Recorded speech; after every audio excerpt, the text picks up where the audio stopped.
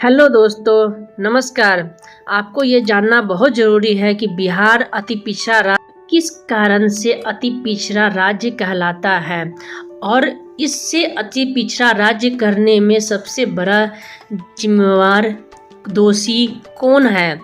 ये और जानिए क्यों प्रशांत किशोर हमारे लिए एक अच्छे उम्मीदवार बनकर उभरे हैं और क्यों हमें अपने जातिवाद से हटकर वोट देना चाहिए और हमें अपने बिहार को एक सशक्त राज्य बनाना चाहिए। आगे सुनिए। जो आपने कहा कि भाई पांडे निकाल दिया या इसरो का वैज्ञानिक है उसकी भी जाति निकाल देंगे, जो भी है, तो बिहार में जो राजनीति की बात जब होती है तो ये माना जाता है कि लोगों का तय है कि मतलब वो किसको कितना वोट डालेंगे। कौन नाम प्रशांत किशोर का भी आया, तो उन पर आपका क्या राय है? क्योंकि वो बात कर रहे हैं कि शिक्षा ठीक होना चाहिए, अमुक चीज़ें होना चाहिए। देखिए, प्रशांत किशोर जी का पिछला बैकग्राउंड कुछ नहीं है, तो एक उनके साथ प्लस पॉइंट है ना कि उनके ऊपर कोई आरोप नहीं लगा सकता है, क्योंकि फर्स्ट टाइम वो एंट्री मार रहे हैं। इससे पहले वो एक सलाहकार के पद पे थे और रणनीतिकार पे थे, तो उनका एक प्लस पॉइंट है कि आप उनके ऊपर कोई लालछन नहीं लगा सकते।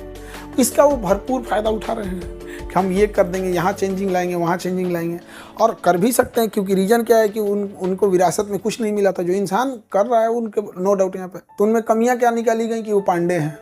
मतलब इतना मंथन करने के बाद उस इंसान में एक कमी निकली कि वो पांडे हैं। ये क्या कमी निकली? अब नरेंद्र मोदी अगर बिहार से चुनाव लड़ते पटना में ना, तो उनमें एक कमी निकलता। वो तो बनारस से चुनाव लड़े, जीत गए, अब तो बनारस से ही लड़ते हैं। अगर वो पटना से चुनाव लड़ते तो एक कमी निकलता है कि बाहर का है, गुजराती है। पक्का बता रहे हैं। आप इसरो के वैज्ञानिक को लाइए, बिहार में चुनाव ना हरा दिया तो कहिएगा मुखिया। जब ये पैसे कमाएंगे तब इनको समझ में आएगा कि हम ऐसे खटिया पे बैठने के खाने के लिए नहीं हैं।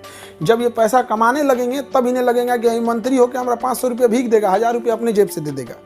जब इनको पैसे से, इसलिए बिहारियों को पैसे से तोड़ा जाता है। इसलिए यहाँ फैक्ट्री नहीं लगाई जाती कि अगर कमा लिया तो जाति से ऊपर निकल जाएगा, अगर पढ़ लिख लिया तो ये जाति की बात नहीं सुनेगा, नेताओं की गुलामी। इसलिए जानबूझ के यहाँ फैक्ट्री आने नहीं दिया जाता है। कैसे रोका जाता है? तो फैक्ट्री वाला आएगा ना, पहली बात उसको कह दिया जाएगा कि तुमको ये जमीन अलॉट कर रहे हैं, बाउंड्री हम कराएंगे।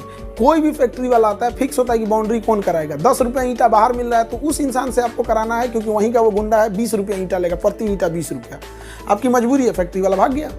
अब बाहर में एक ईंट 2 लाख ईंट लगता है एक फैक्ट्री को कराने। 2 लाख तो हम कम बोले, 10-10 लाख ईंटा लग जाता है। बड़ी सी फैक्ट्री होती है, आप अपने मन से टेंडर नहीं निकाल सकते हैं, तो जानबूझ के भगा दिया जाता है। अब गरीब इंसान क्या सोचेगा?